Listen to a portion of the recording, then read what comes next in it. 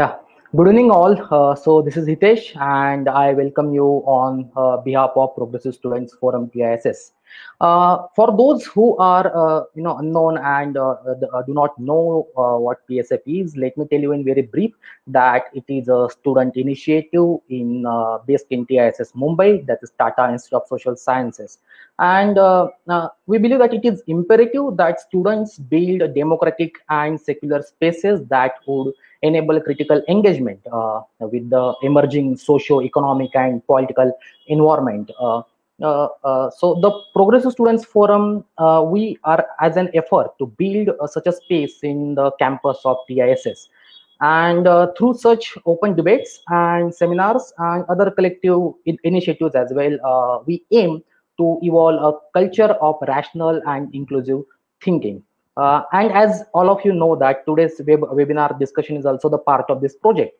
And the topic all of you might have already read and heard that it is judicial criticism, contempt and democracy.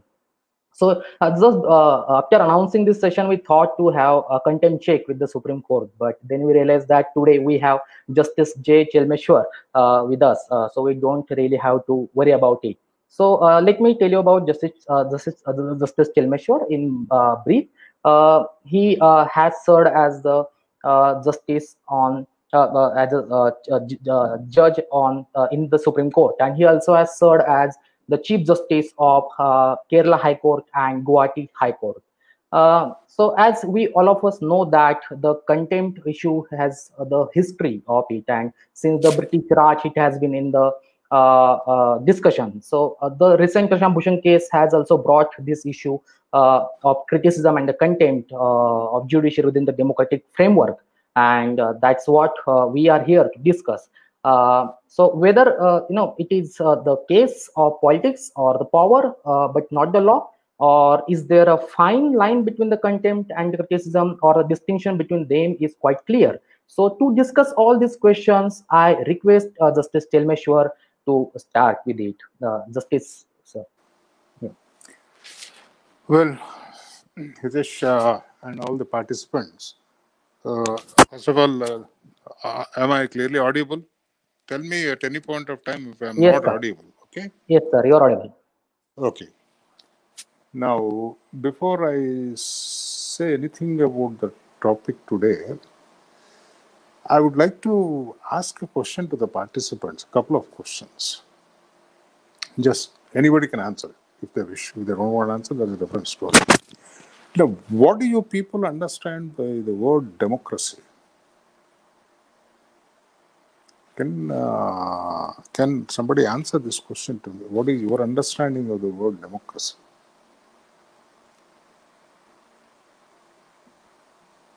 Yeah, should I answer that, sir? Anybody, you or anybody, Yeah, anyone of the so participants. democracy in very layperson language that we think that it is the rule by people or for the people and to the people. So That's and not lemma, that's all rhetoric. For the people, by the people, of the people is yeah. rhetoric.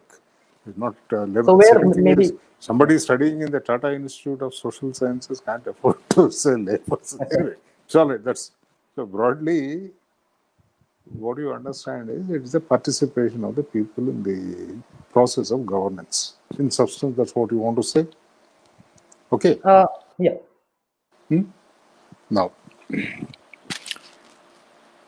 Now, the second thing is, what is the place of the judicial system in democratic process in your understanding? What do you understand? How do you understand that? This is the second question.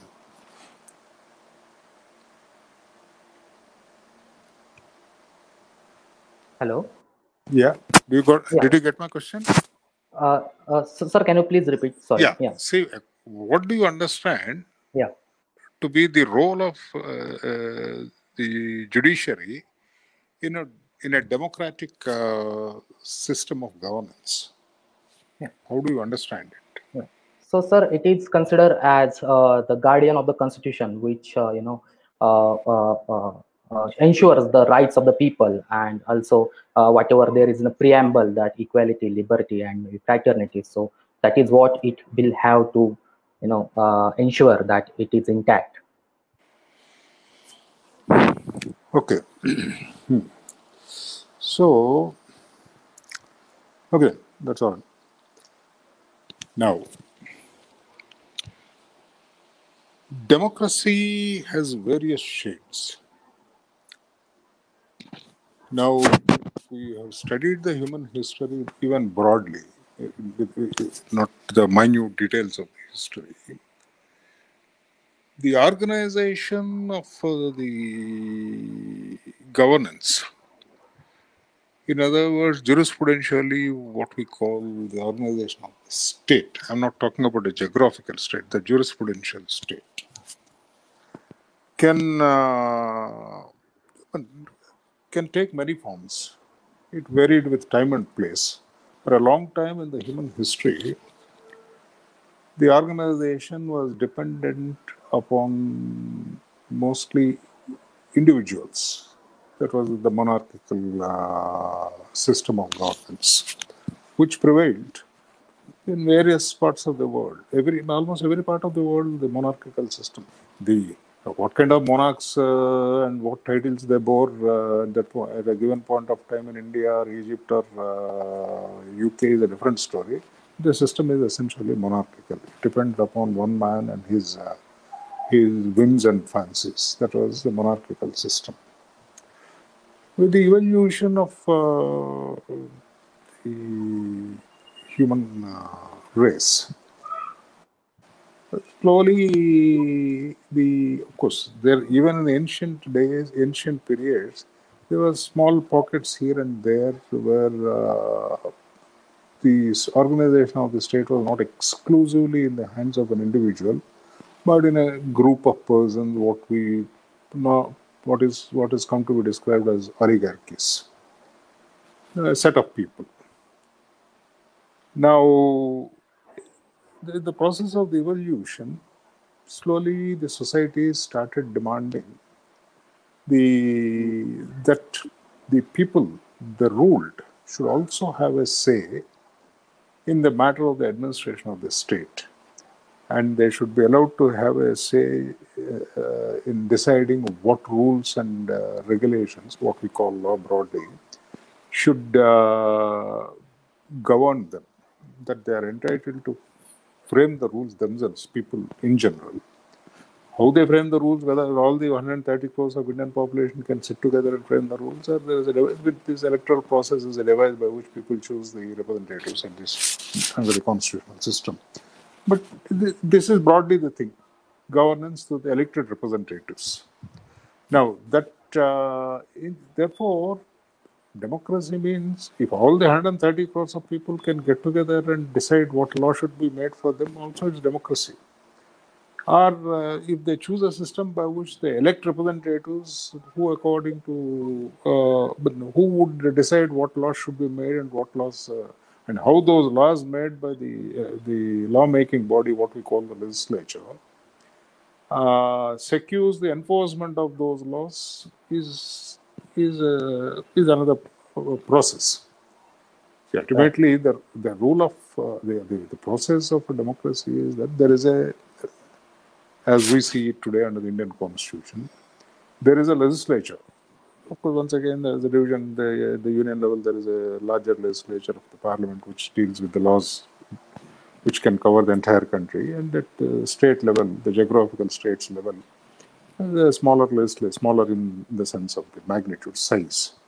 Their lawmaking authority is limited to a particular space and a certain people inhabiting it, so on and so forth. Now, they make the law. That's the legislative body. Now, the role of the executive is to see that these laws are implemented. Somebody makes the law, but the law is to be implemented. Somebody has to take the responsibility. It is the responsibility of the executive. The elected governments operating, see, the elected governments, either the Prime Minister or the Chief Minister, can't physically enforce the law for the entire territory. There is a huge machinery which supports them, the bureaucracy, the police, the various wings of the state administrative machinery, through which the elected governments administer the law. Okay. And in the process of the administration of the law, obviously they are required to administer only that law made by the legislature. They can't invent their own laws. They are only required to administer the laws made by the legislature, because the laws are made by the representatives of the people, the chosen representatives of the people. Now, therefore, it is believed in constitutional theory, and it is part of the constitutional theory that the executive is always answerable to the legislature. That is the first check on the executive under any constitutional system. The answer, suppose if the executive is not implementing a particular law made by the legislature, then the legislature can call upon the executive, why are you not implementing this law? We made the law, why are you not implementing? Or in the process of the implementation of the law, enforcement of the law, the executive deviates from the letter and content of the law made by the legislature, then also they are answerable to the legislature. Whether in fact, in the electoral system which we have, whether the parliament is really holding the executive at every step answerable or not is a different matter. Whether in the party system which we have chosen, where the elected representatives in the legislature and the members of the elected government are interdependent. So therefore, there are certain democratic accommodations made. Maybe may not always, the check may not always be very effective, since they belong to the same political organization, irrespective of the name of the organization, whatever is the name. Well, there can be a lot of political accommodations in this, and the parliament may not, or the state legislature may not always necessarily hold the executive answerable to it. Now, therefore, there is a third body called the judiciary and the constitutional system of governance. Traditionally, the role of the judiciary had been to adjudicate disputes between citizens, intersect, or sometimes even non-citizens, foreigners who are living in a country. So let us say we take the case of India. Foreigners living in India are also amenable to the laws of India to a large extent. There are some areas where they are not amenable, and we are not going to into it, but by and large they are amenable to the laws of the country, so long as they live here. There are certain exceptions, that's a different matter. Now, the interstate disputes of these people have always been for centuries, maybe for millennia, have been the subject matter of adjudication by some kind of a legal system, whether the legal system was operated by the monarch or a democratic government or whatever it is. Now, over a period of time, questions slowly arose, and the genius of humanity invented that there can be a dispute between the state and citizens also, citizens or even non-citizens who are governed by the laws made by the state in a given situation.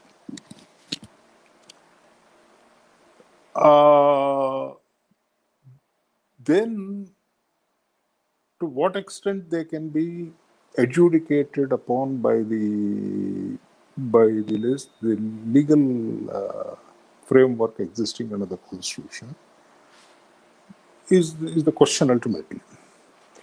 Say, the disputes arising out of the action of the executive government has been the subject matter of the jurisdiction of the judiciary in the Anglo-Saxon jurisprudence, which we follow right now, which we have inherited from the British and which we continue even today, for various historic reasons we know. And not only in this country, various parts of the country where the Anglo-Saxon jurisprudence is in vogue. If the government of the nation or a particular state in a federal polity like ours, a state government or the union government, does something in the purported enforcement of the law made by the legislative body, there can always be a question whether the executive has enforced the law strictly in accordance with the letter of the law and scheme of the law, question can always arise. And such questions have been held to be judicially amenable to the judicial determination. Now, when you go to England,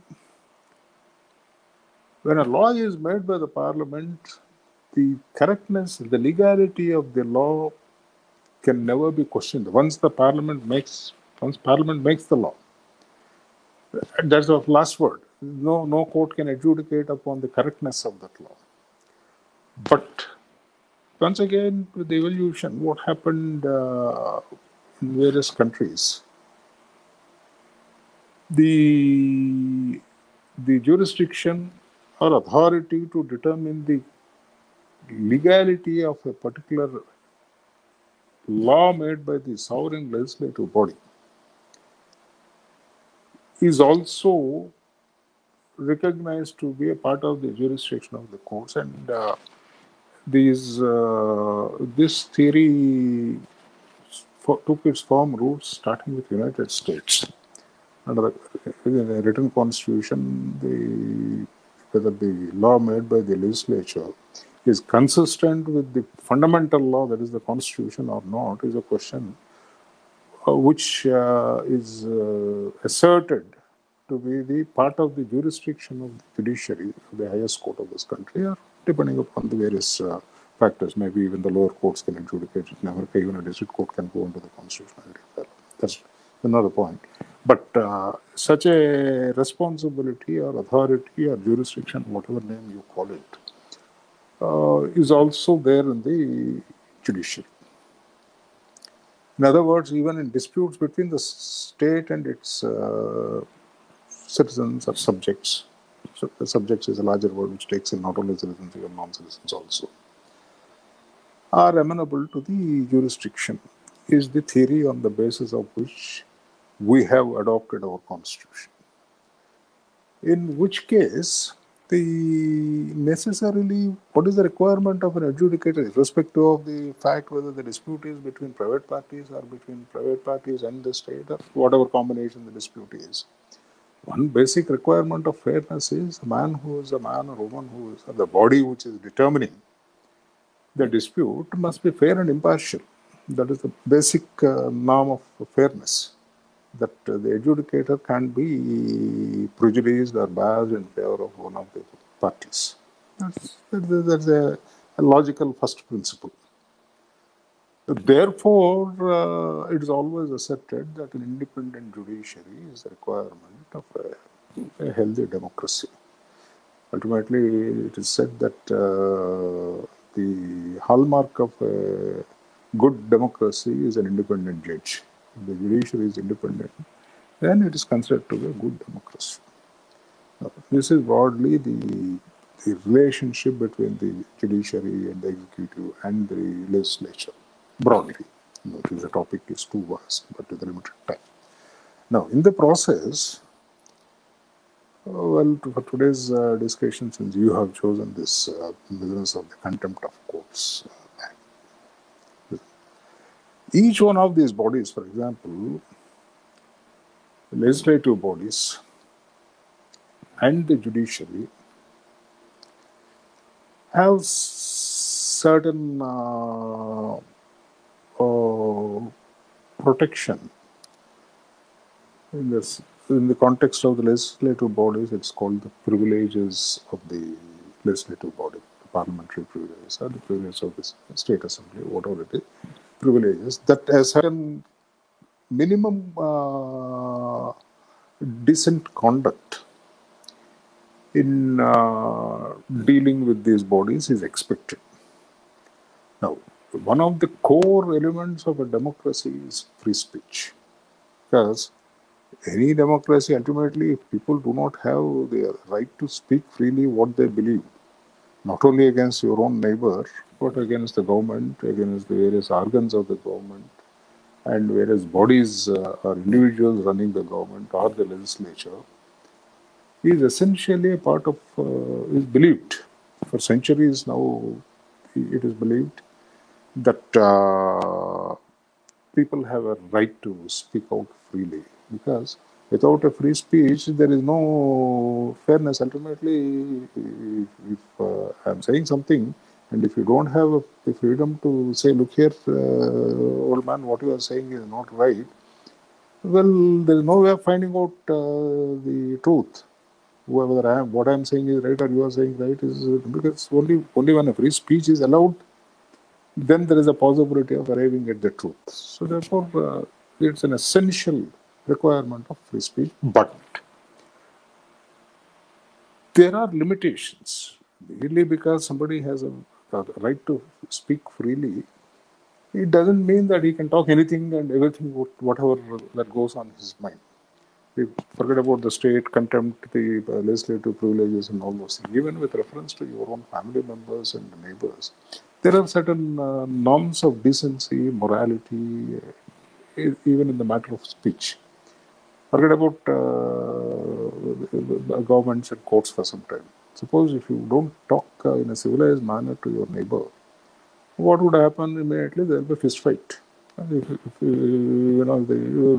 depending upon the temperament of you and your neighbor, it can lead to more serious crimes. Now, ultimately, the purpose of the state is to maintain the balance in the society, maintain the law and order. Similarly, when you are talking about these institutions, also there is a necessity to maintain some degree of restraint in speaking about these institutions. Now, exactly what is the degree identification of the line where the freedom ends is a different matter. But subject to that limitation, in a democratic country, free speech is the most cherished values, one of the most cherished values. Now, in the process, throughout the history of the Anglo-Saxon jurisprudence which we follow today, the authority of the courts to haul up somebody for contempt of court is recognized to be a part of the jurisdiction of the courts. Now, contempt of court is of two kinds. One is civil contempt, other is criminal contempt. Broadly speaking, without going into the nitty-gritty of these things, civil contempt is, suppose, obstructing the judicial process. Suppose a court gives a direction, an adjudication is made. Let us say there is a property dispute between two parties, and some party claims I am the owner, the other man is unnecessarily troubling me by interfering with my possession and all. The court looks into the matter, adjudicates that yes, X, who came to the court claiming to the property to be the owner, is the owner.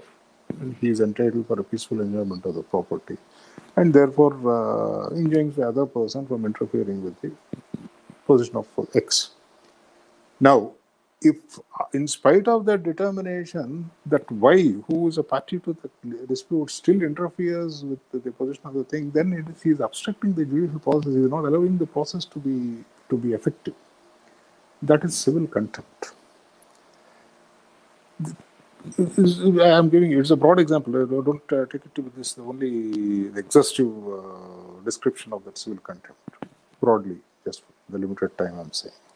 Now, criminal contempt is something different.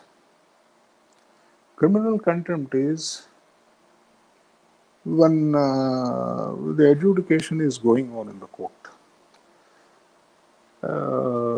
Somebody physically enters the court and interferes with the process and stops the judge, throws brickbats. It happens. These are all these cases. I'm not imagining situations.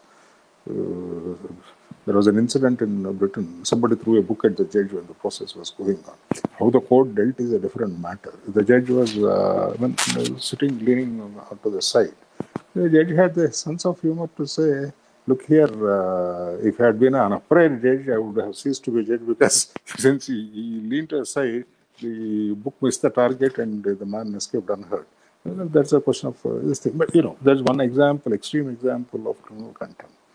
Apart from that, in law, making statements which tend to scandalize the court or lower the prestige of the court are also considered to be, or by law declared to be, contempt. Now, what exactly amounts to make scandalizing the court? It's a question. It's a very, very wide question which may have to look into. Well, that's a different question. It all depends on fact and circumstances of the case. But these are questions of criminal contempt. Criminal contempt. But in either case, what are the possible consequences are specified under the Contempt of Courts Act. Now, under Section 13, in the context of criminal contempt, under Section 13B of the Contempt of Courts Act, truth of the statement made by the alleged contemnor. So, the contemnor says something against the court of the presiding officer or some member of the court. Truth is one of the possible defenses. Of course, the language is a little, Section 13 language is a little uncertain. It says the court may permit the defense of truth in the matter. In what circumstances that expression may is required to be examined as mandatory or which is only recommendatory? Can the court, with its absolute discretion, reject the defense of truth? These are all questions. They all depend on fact and circumstances of the cases. Let's not go into the mechanisms. We can't go to the limited period of time. This is broadly the structure of the contempt law. Now, with this introduction, I would like to stop here, and I would like to invite questions from the participants. Yeah. So, sir, are you able to hear me? Yeah, I am able to hear you. Yeah. Okay. So the sir, first question is, as you also mentioned. No, one thing. Avoid any reference to Prashant Bhushan's case for the reason the matter is still pending. Therefore, don't take that case specifically. Make the questions more general. Okay. Yes. You can't deal a pending case at this. Okay. After the matter is decided, we are free to express our own opinions with the judgment. The decision is in accordance with the law or not. The Contempt of Court Act says a criticism of the judgment by itself is not contempt. But then, when the matter is pending, making statements is not accepted, and more particularly, public may not be strictly public in the larger sense of it, but in a forum. And I have my own limitations as a former judge. I'm required to show a little more concern about these matters, so keep that in mind. Yes. Right. Yes. Sir. Yes. So the first question is about, as you also mentioned about the UK system and the various judgments you referred. So are contempt laws still relevant because many countries have already done? Yeah. For example, Britain has abolished criminal contempt. Exactly. Yeah. Not there. America, well, it is hardly ever invoked. Right. Hardly ever invoked. Now, whether in India that should continue criminal contempt or not is one question. Well, it is the policy choice of the Parliament, and then the subject to the decision-making process of the Supreme Court. Suppose as on today, it is there on the statute book. Criminal contempt still exists. It is not yet abolished in India. And it appears there was a challenge to that provision. I'm not very sure because of late I'm removed. I'm living in a small village. I'm not very sure as to what happened. I vaguely gather the impression that the challenge was withdrawn. So they're not pressing the challenge, whatever it is. But that is neither here nor there. Tomorrow somebody else may challenge it. When somebody else challenges it, what will the court decide? I don't. These are all questions which are required to be. Right. Yeah. Before I go ahead with the next question, I want to request all the viewership that if they have any particular question, please put in the comment box of the Facebook Live. Yes, sir. So moving to the next question, that it's particular to the tweeting and criticizing the specific judges. So will that also be considered as a contempt? No. It depends upon the subject matter of the criticism. as I told you, let us say if a particular judge, ex-judge, is found driving in violation of the traffic rules. I take the most innocuous example. It's possible if a judge is driving, it's possible that he may violate some traffic rule. And if that judge is caught by the police, will it happen in this country is a different story. The Indian system is a different matter. But in theory, if the policeman catches him and challans him for the traffic violation, I don't think there is any contempt in this. It simply is enforcing the law. Even judges are not exempted from the law. There's nothing in the law which says that judges are exempted from all the law. Now, let us say if a judge is found shoplifting somewhere, well, anything is possible, and is caught on the CCTV camera. Can he get away saying, look here, I'm a judge, therefore I should not be prosecuted? No, but the question is, what is the criticism? That is the question. Now, there are certain aspects of a judge's conduct outside of the bench which may attract some prohibition of the law. There is nothing, if action is initiated on the basis of that, nothing is. Because a judge owes money. Let us take the most simple example. Don't even talk about judges stealing and traffic violation. They're all nice people. But a judge borrowed some money before he became a judge because he was in need of money, he borrowed.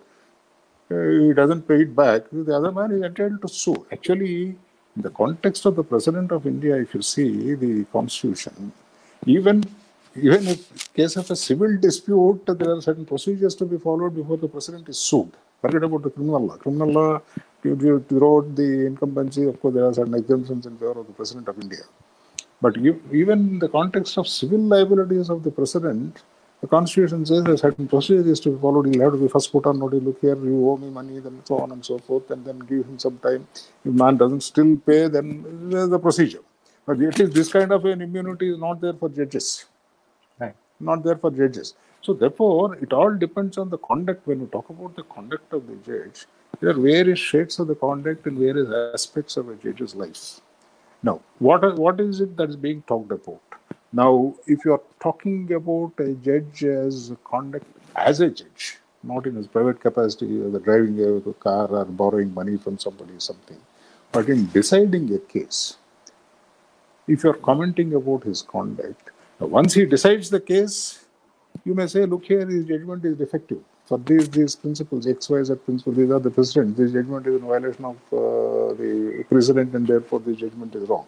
Or there is a fallacy in the logic followed by the judge. Logic is something distinct and independent. Or there is some other legal defect in this. But this kind of a criticism, in my view, can never constitute contempt. Now, what happens quite often, where the real problem comes is when somebody criticizes a judge of improper conduct in discharge of his official duties. That becomes the most contentious area.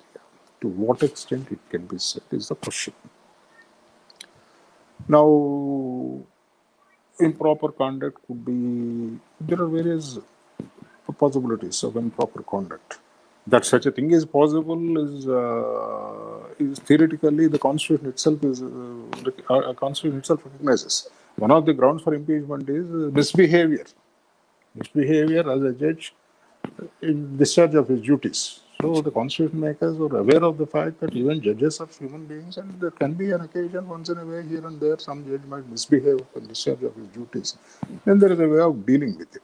Question is, if anybody perceives such a misbehavior in the conduct of a judge, an individual, no, impeachment is a different process, and then another constitutional system, there is a very complicated process, a certain minimum number of members. It can only be done in the parliament, not in the state legislatures, insofar as the constitutional court judges are concerned, Supreme Court or High Court are concerned.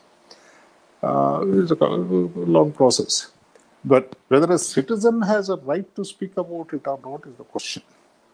See, for example, let us say a judge commits a crime. In fact, when I'm talking about all these things, these are all things happened in American history. There was a case of a sitting Supreme Court judge almost 100 years back. I forgot the name readily, I don't remember, but I can give you, that's not a big difficulty. You can check up online. A sitting judge who was accused of an offense of murder as a sitting judge of the Supreme Court almost 100 years back. But acquitted is a different story. He was accused of a murder in that case. So, anything is possible in human nature.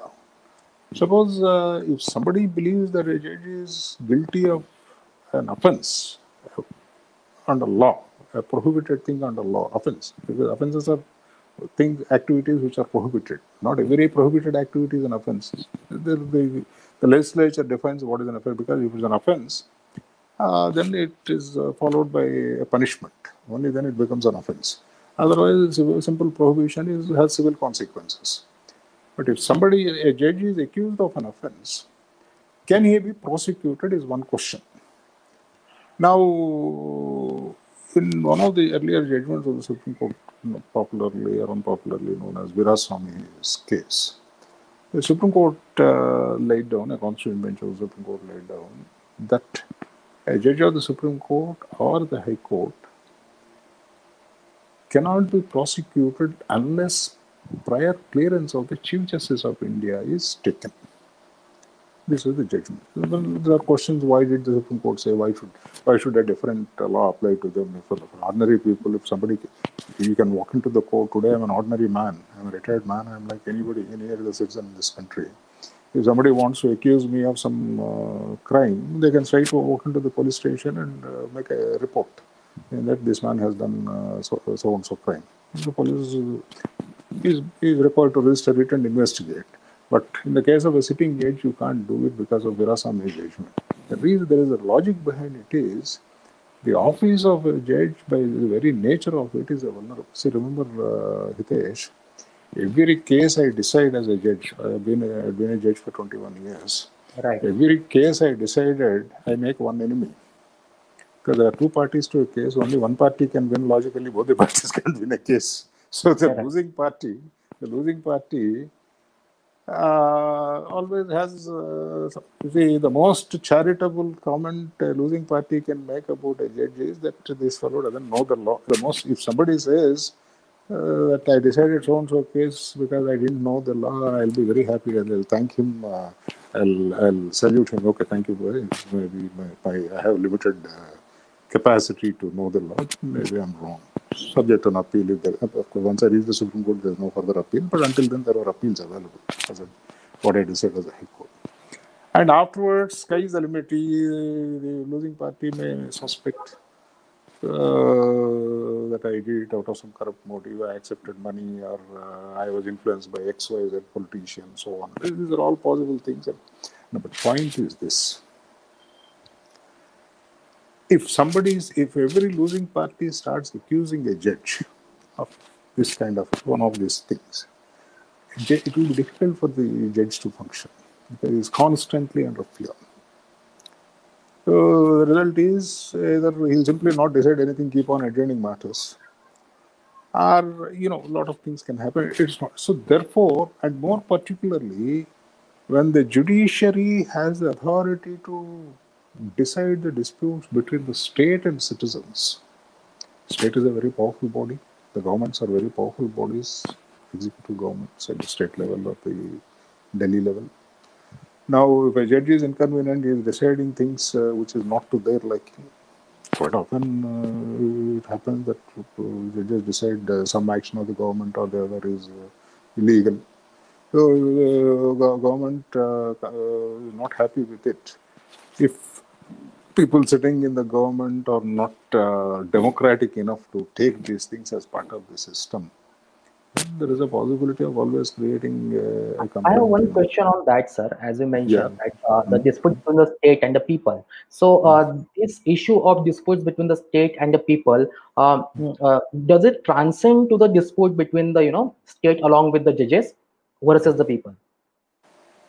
Come again. I didn't get the question. Come again. I mean, as you mentioned that there are disputes between the states and people. So, does that dispute transcends in the form of judges versus the people?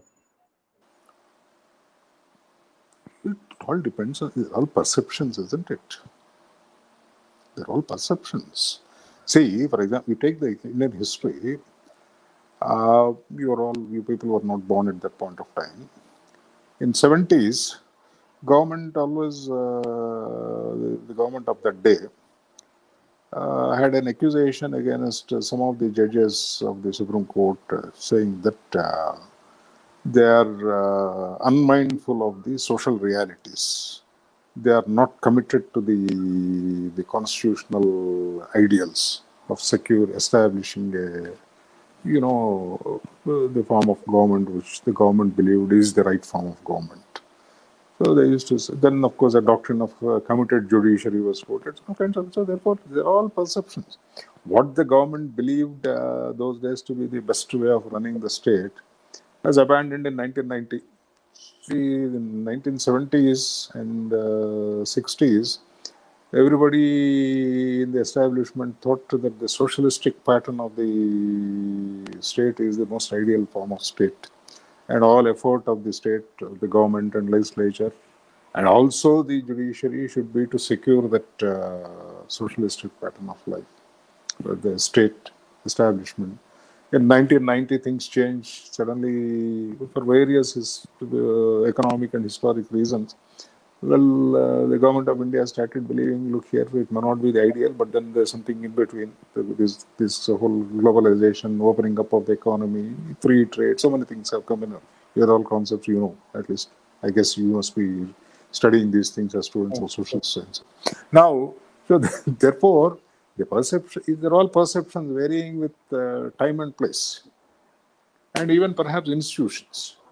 At a given point of time, the perception of the legislature may be something, the executive may be something, or both of them may be consistent. But the perception of the judiciary need not necessarily be in tune with their understanding. Okay, right. It didn't happen only in this country. It happens in every democratic government. Say, for example, you take the American history. In the American system, at some stage, the government of America believed that the court is becoming a troublesome institution for them because it interfering too much with the economic policies of the state. Then at some stage, the President of India, Roosevelt, proposed saying that I'll pack the court. For every one judge, I'll add one more judge, because there the President has the choice to nominate. Unlike our system, there is no collegium and things like that there. I'll appoint people of my choice. Therefore, that tilts the balance. Now, afterward, the Supreme Court also, it had, the perceptions changed, and then rarely did the Supreme Court interfere after that in economic policies of the state. So when we talk about policies, eventually it's all about people. Neither the legislature nor the judiciary exists for themselves. If anybody believes that the judiciary exists only for the glory of the judges and lawyers who are making money there, it's a very sad thing. Essentially, all these institutions, the legislature or the executive or the judiciary, they exist only to serve the people, for establishing a better society, which is envisaged by the Constitution. The ultimate this thing is the Constitution, so long as we respect it. That's why each one of the members of these branches, members of the parliament, members of the executive, members of the judiciary, take oath on the Constitution when they enter office that they'll protect and uphold the Constitution or implement the depending upon the office which you are holding. The form of the oath varies a little. But the basic document is the Constitution. Right. That's it. Yeah. So, sir, next question is from our FB viewership. It is saying, is it know that the judiciary is a strong body, as in they have no checks and other two organs? So, in relation to, as you were the part of NJSC case as well, and you have spoken about the collegium system as well. So, the only control, the person is asking, that only control was regarding the appointment of judges, and the only way that the judiciary can be corrupt or cannot act in bona fide manner.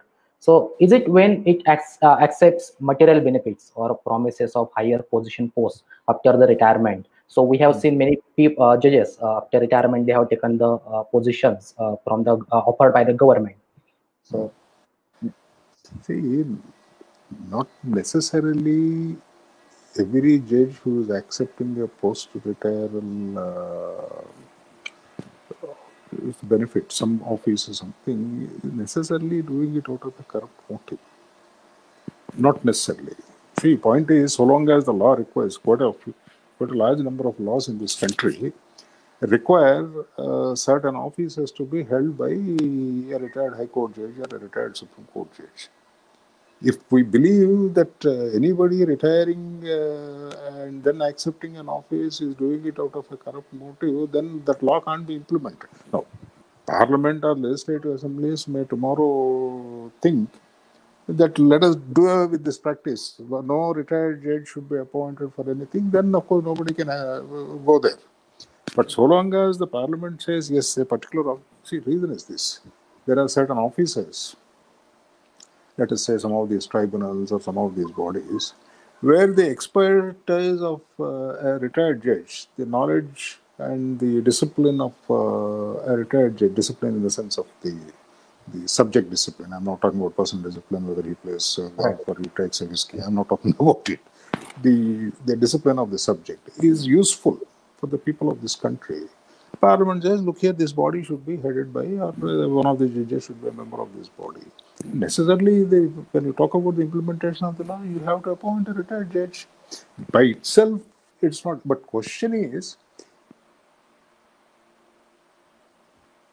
eventually, gentlemen, of course, I'm sure there must be ladies around, the participants. The independence is an individual trait.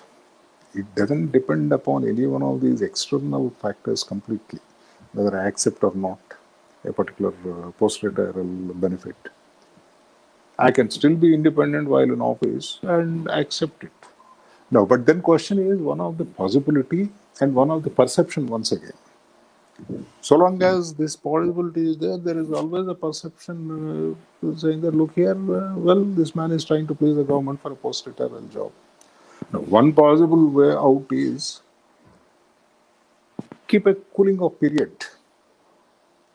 2 years, 3 years, or whatever it is. It's the wisdom of the Parliament or the legislature to make it cooling off the period, so that no retired judge gets such a thing immediately after retirement, to avoid to the possible extent, to some extent. See, there are no absolute rules in human behavior or human history. Nothing can be absolute.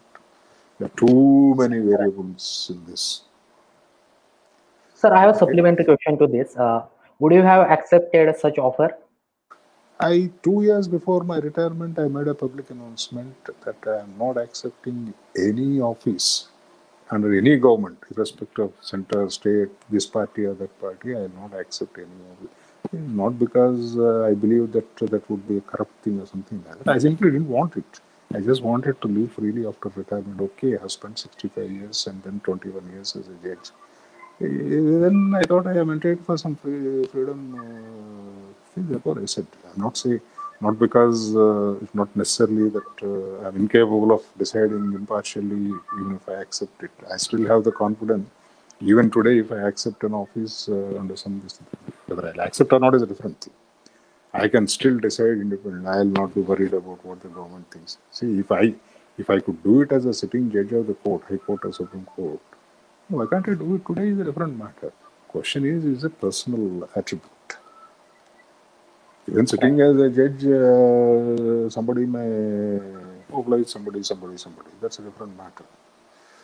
But these factors they are not absolute. That's all I'm saying. Right. There are certain perceptions are avoidable. Right. So, sir, we have next question. Are there any areas of the Indian judicial system that you think that require reform, or and Oh, how? lot of reforms are required. Yeah, Lot of reforms are required. It's this in this 20 minutes we can't discuss. It requires days of right. debate. It's a broader Now, question. unfortunately, what is happening is there is hardly any debate in this country about it. Whether do we require any reforms in the judicial system and what are the reforms required? That nobody is debating. Nobody is interested in reforming it. Everybody is happy, well, at least everybody who can make a difference seems to be happy with what it exists. And for various good, bad reasons, they're happy. That's a different story. But then I personally believe that a lot of reforms are required. I'll tell you simply something. See, for example, in the matter of the administration of criminal justice system, my personal opinion, in fact, I put it on record in my last judgment of the Supreme Court. It is in a very pathetic state. It takes decades before a criminal case reaches its finality. The investigation process takes a long time, and then the trial, the appeal, and then the Supreme Court, and all these things may take 20, 25, 30 years, which is certainly not right. But how to deal with it is a different matter. It requires a large debate. I'm just giving you one example. Like that, there are various areas of the judicial administration which do require reforms. And reforms are only possible for all the stakeholders, the parliament, the legislature, the executive, the judicial system, and the public, of all the people, ultimately the public. Public means you can't call the 130 crores of people for a debate on the matter, but the civil society, the thinking members of the civil society must be made to participate in the debate. Ultimately, there are a lot of people who are neither in the legislature or in the judiciary or in the executive who are more knowledgeable and more perceptive about the problems of the society and the institution. Their views are very relevant. Unless all these things are taken, you can't find what I believe is the required reform. May not be right. I don't claim any monopoly on the wisdom. I have ideas. Ideas may be good, may be acceptable, may not be acceptable. I'm sure you will have ideas. Every one of us who's literate and educated to some extent will have ideas about all these matters. The question is, how do you find the solution? It can only be done in a democratic system by debating these things. Right. We So, know the problems. yeah, yeah.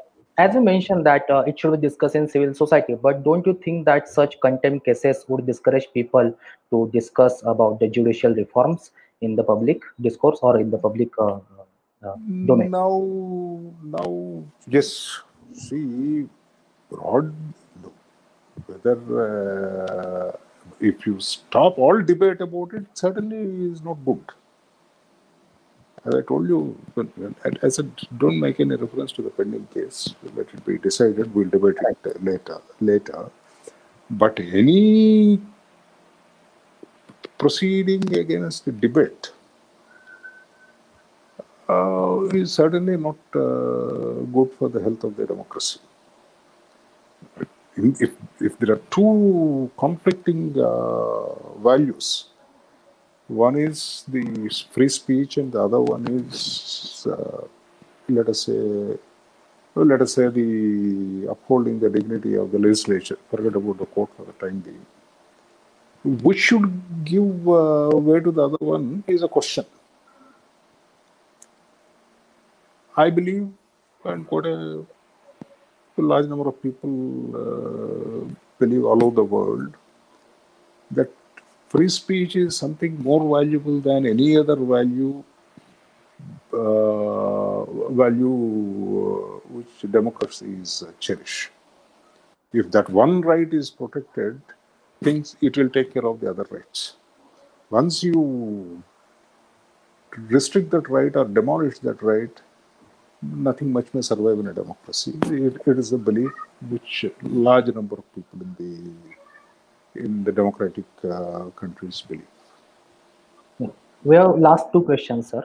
One question is, sir, you had given one notable judgment on freedom of speech in context to technology. So, how do you see the misuse or use Shreyas, by see, state? gentlemen, every right can be abused.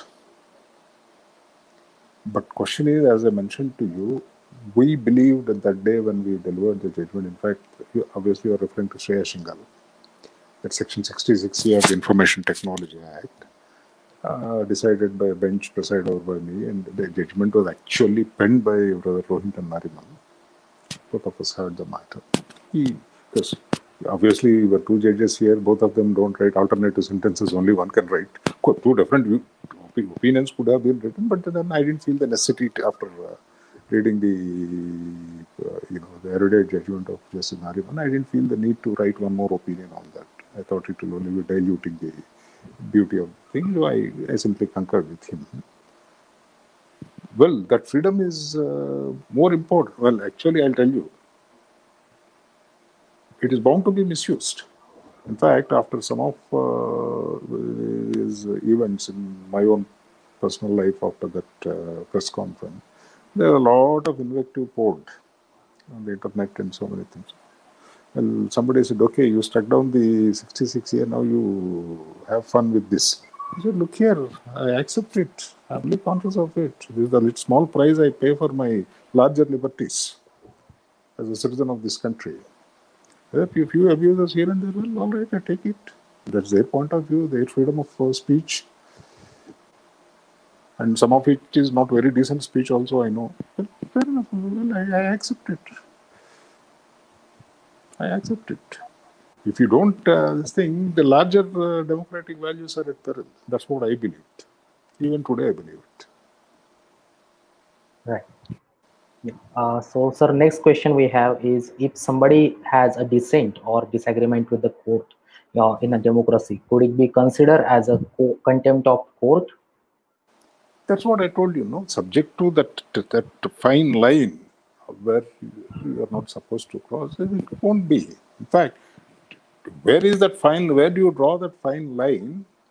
It depends on the society to society and its democratic nature. I'll give you one example. 15 years, 2004, I think, the election between George Bush and Gore in US. Gore lost the election. There was a dispute about the legality of that election. Matter went up to the American Supreme Court. In this court, Gore lost. Bush won the case, not only the election, but the case also. But the Supreme Court, by virtue of the Supreme Court judgment, Bush's election was found to be legally right. The kind of criticism, academic criticism that ensued in America after that, you people only have to read some of those articles. In fact, there is a book titled Supreme Injustice by a man, by Professor Alan Dershowitz. He teaches in Harvard University. If people can get hold of that book somewhere, just read it. He tore that judgment to pieces by demonstrating how the judgment is flawed jurisprudentially. The maturity of the American democracy was such. You know something? He said this court is a partisan court. In substance, whatever language it is, he said it's a partisan court. It favored Bush, it said, in substance. Because this thing. And then I remember one statement, I can never forget that. He said, a nation whose highest court can't be trusted in testing times is a nation whose way is surely paved for dictatorship, he said in that book. So, but then it requires a democratic maturity to accept that kind of a criticism. The American society has reached that stage, we have accepted. No, I'm not saying American society is ideal society. There are a lot of wrong things happen. We have seen what happened to the other day, that George Floyd matter. Every society, after all, human beings are human beings. Problems will always be there. Question is, are we going forward or not is the question. Are we trying to refine our systems? Are we trying to refine the society? Is the civilization making an attempt to improve its humanitarian values or not is the question. Right. So, sir, we have a lot of questions, but due to time constraint, that we have to take the last one, which is like it's kind of twisted. So, if we're a judge and someone made a public statement that Justice Chelmeshwar is corrupt or something like that, and would you have hauled him up for criminal contempt? I'll not hold him. Okay. I'll not hold him. I'll not hold him. Now, if Right. somebody wants to prosecute me for that, let him prove it. Somebody wants to prosecute subject to the procedure, go take the clearance of the President of, the Chief Justice of India, prosecute me and prove that I'm corrupt, well, I'll abide by the law. Merely because somebody says I'm corrupt, it doesn't mean that I'm corrupt. As Gandhiji said it, there is a higher court of conscience. I'm answerable to my conscience whether I'm corrupt or not. So long as that is clean. In fact, there is a famous statement.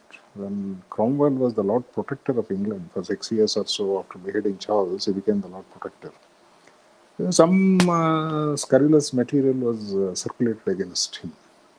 There was some friend brought it to the notice of Cromwell, saying that, look here, this fellow, take action against him. Cromwell refused. He said that famous statement, if my government is here to stand, I have nothing to worry about a paper shot. Let him have the paper and have my government to sit. That should be the best attitude in these matters. Right. Yeah. So yes, sir. So that's all, sir. We now we will have to stop here. In fact, for your information, I'm also telling you. While I was a judge for 20 years, occasionally somebody used to write an anonymous or pseudonymous letter with copy marked to the President of India to me saying that this fellow has taken money in this case. No judge is immune from this. No judge is immune from this. And in this country, well, anywhere it happens, at least we know this country. We don't know. Somebody might be collecting money in my name there outside. These things are not unknown in this system. Anybody can say, look here, I know the judge and the judge takes money, I'll give it to him, I'll get your case settled. These kind of cases also have come to our notices. As judges, we have seen these things, this practice. All kinds of fraud goes on in this world.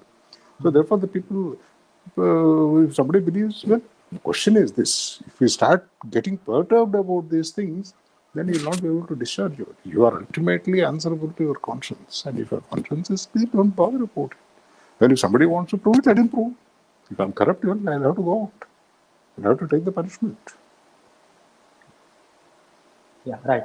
I'll not initiate contempt for that. I wouldn't have initiated. I never initiated. Yes. In my case also, a couple of occasions, this kind of letters came.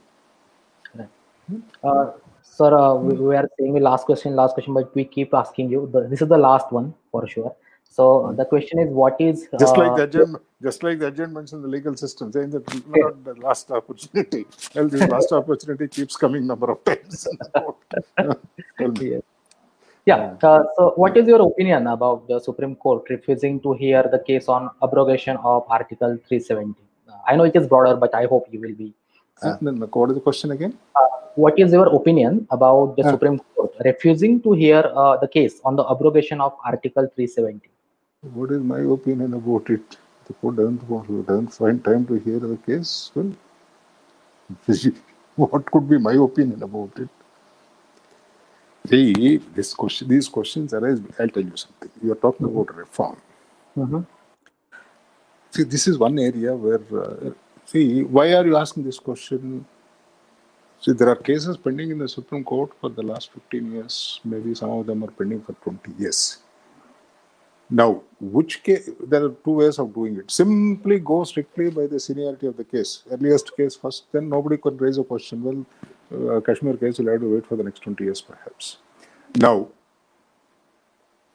what happens in the system is some cases are taken up on a priority basis. In which case, then you believe that Kashmir case is more important, it should be taken up on priority. The court thinks it's not such a priority. No, who is right, who is wrong, I'm not going to decide right now because I have no authority to decide. But then if we don't establish a system by which these priorities are determined, then all the speculations on all these questions come. Suppose if Supreme Court is going by the seniority of the case, the oldest case first, until we exist, we don't take up the later. Kashmir issue took place about a year back. So there are 25,000 cases pending filed before the Kashmir issue. Let us say exact figures I don't know. Total about 56,000 cases are pending in the Supreme Court right now. Let us say some 25,000 of them are filed before the Kashmir decision was taken. And the Supreme Court simply, if it had followed all these years, the rule of seniority, the senior oldest case in the first. This, your question would be irrelevant question. No, but some cases are being taken on priority. So then, therefore, the question of what are your priorities? Then it's a matter of individual opinion. Now, then questions come. All right. Right. Yes, sir. Sir, thank you very much. This discussion has been really enriching and delightful, and we were really happy to have you here. And we hope to see you again on this platform of Progressive Students Forum TISS. So thank you very much, sir. Thank you very much. And thank you for. I also want to thank people who have been watching this program for this long, and I also request them to get the updates of such programs again. Please follow our social media pages, PSF TISS. Sir, thank you, sir, and thank you, everyone. Thank you.